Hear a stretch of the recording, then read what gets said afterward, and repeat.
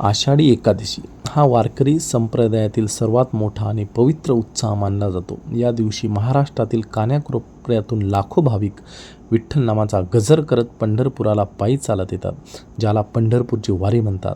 भागवत संप्रदायात आणि महाराष्ट्राच्या संस्कृत जीवनात या वारीला अत्यंत अनमोल महत्त्व आहे. वारी म्हणजे भक्ती आणि समर्पणाची अनुभूती, ईश्वर आणि भक्तांची भेट.